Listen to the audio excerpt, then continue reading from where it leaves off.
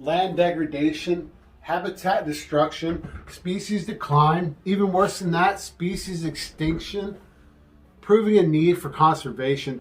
Huge news networks talk briefly about environmental and ecological impacts, and yet do nothing on the front line to help support conservation. Thousands of channels, yet none like mine. Now, this is a new show I'm starting called Good Morning Outdoors, where I'm going to tell you the best and worst news right here in the great outdoors. Right now it's about 44 degrees, sunny. Well, it will be sunny here in a little while. And it's pretty chilly. I don't have central heating and air in this building, but I'm out here struggling so I can get my point across. I'm drinking water, green water at that. There's nothing like a good clean glass of water. But we're going to cover a broad range of topics. How a 30-year project to ensure a wildlife corridor could potentially make a huge difference and impact on some animals. How cities can help the migrating birds with a few things that they can implement. How monarch butterflies have been struggling, are known to have been struggling, and whether we should consider them for the endangered species list. Why it is natural for forest fires to occur. Some scientists are questioning whether this forest will even recover at all. And coral. Most people are familiar with coral and being in the shallows and being able to dive in, but did you know that deep sea coral is actually still thriving, even though regular coral is not? Now, if you're new here, be sure to hit the like button and subscribe to this channel and cultivate this channel and help it grow into the channel it should be to help wildlife conservation. I know all of y'all will find value in this, and if you don't see the value in this channel, then we don't need you. And that's fine. And I'm sorry that we lost you and that you don't see a value in it. But let's first talk about the corridor of land. State purchases a Kimbo State Forest tract that completes a 100-mile wildlife corridor. Now, a corridor is a section of land that can be used for animals to go back and forth for migrating animals, for instance, to go from A to B.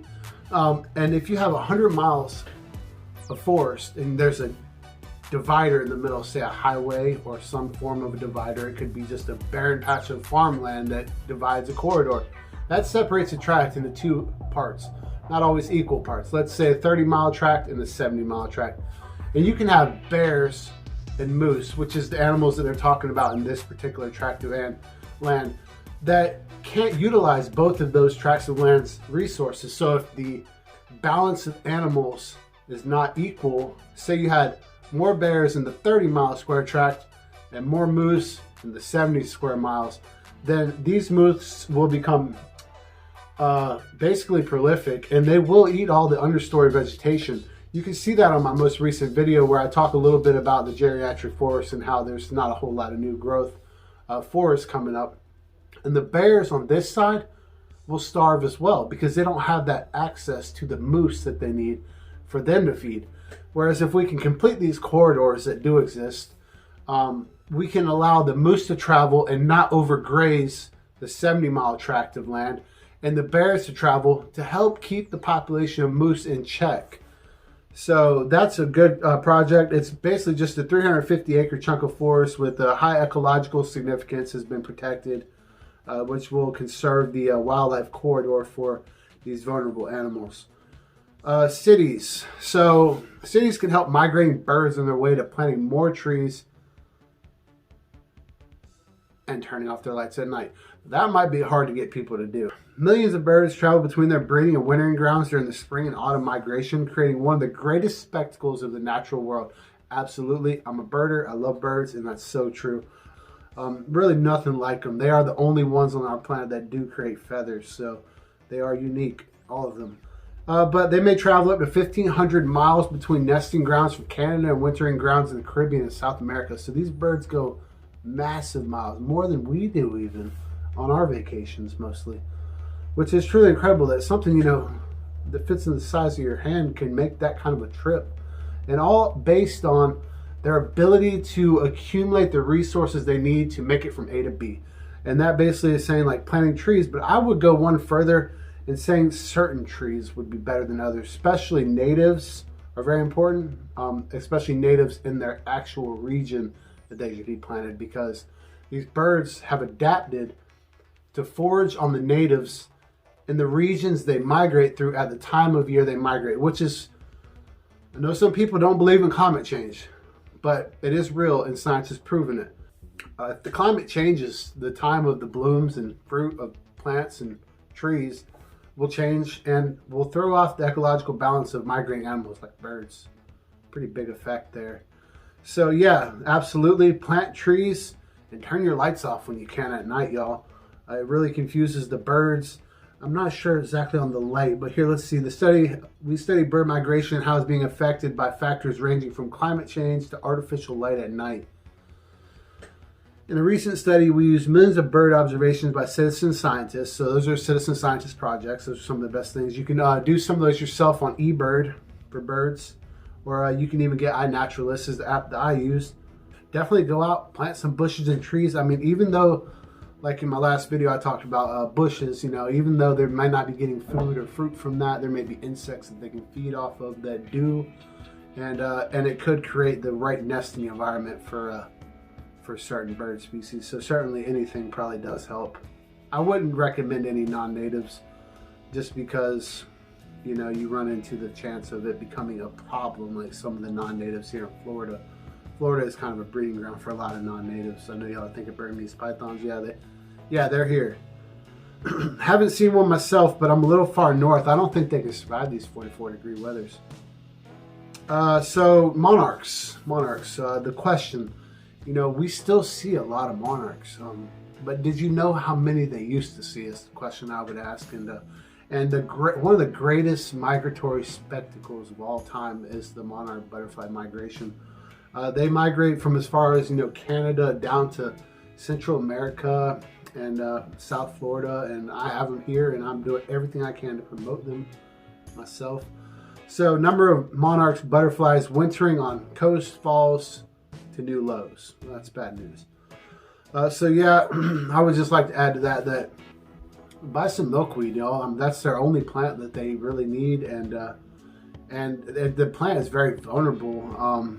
It's agriculture, because milkweed kind of grows in an area on agricultural land where it's basically on the perimeter of agricultural land where they're not tilling and disturbing the soil that the milkweed can thrive. So now that they're spraying so much, it's glyphosate, I think they spray that just kills it dead. And that's it. Milkweed's gone from that area as soon as they spray it. And that means the monarch butterflies are gone. So yeah, plant some milkweed, y'all. Don't spray that stuff. Don't spray glyphosate on any of your stuff. That's horrible for human consumption. So definitely keep that away from your family and people and definitely wildlife. But butterfly now migrates a distance of hundreds of miles, even thousands of miles a year. Historically, one Western population of monarchs has, that's a weird word, unerringly headed to California from as far away as Idaho and Washington State. So that's, yeah, you're talking about thousands of miles. 12 historically active monarch overwintering sites in Sonoma County. None were occupied when volunteers checked them this winter. That's horrible news, y'all. That means that the monarchs didn't make it to their destination. That's really sad, and I'm sorry to hear that. And that comes down to the wildlife corridors. That comes down to monarchs being able to stop at these little pit stops and get what they need to make it to their destination. This is up to us. Our government's not doing it. And that's why I founded this channel, is because I knew while we are all becoming more aware of these environmental impacts and environmental problems, government's not going to do it. They're a business and they're in it for the money. And if they don't see money or value in the conservation of these animals, they won't do a thing about it. It's sad. It really is. Governments are into managing people and money. And wildlife doesn't fit that category. So we're going to talk about the forest that won't grow back. This is out by the Desert News. The Guajiro Plateau Canyon in the mountains of New Mexico. And basically it goes on to talk about how there had been more consistent fires, it says here, in 96, then 98, then 2000, and then again in 2011, which consumed over 150,000 acres, making it the largest wildfires the state had seen at that time. And that basically because of the consistency of these fires, there's not enough time for the forest to regenerate, because young growth trees a lot of times don't survive a wildfire, and young growth trees that don't survive a wildfire never grow big enough to produce a seed, and the seeds don't have the opportunity they need to regenerate. So it's like starting from scratch in these places. It's sad, but so I guess the key here is to, I don't know if controlled burns is the right course of action. It probably would be better than wildfires. I mean, gosh. But you know, these natural lands are subject to wildfires, and when they don't burn regularly, then they don't have the ability to prevent massive wildfires, which can wipe out huge tracts of forest. This is in New Mexico. If you want to read on it, Desert News. It's the forest that won't grow back. And then lastly, I want to talk about deep sea coral reefs, and they've been found surviving in Ireland at the edge of a submarine canyon, which is encouraging news. Most people associate the word coral with sunshine, blue skies, and Australia's Great Barrier Reef. I certainly do. We have our own reefs here in Florida. In fact, more than half of the 5,100 species on the planet exist in cold water. They're cold water corals in the deep, dark parts of the world's oceans. And they got a nice picture of like a sea fan here. Unlike most other animals, corals are immobile, like trees and plants. So they rely heavily on currents to transport bits of organic matter to feed on. Basically, they're filter feeders. That is why pollution is affecting corals, especially in shallow areas, so much.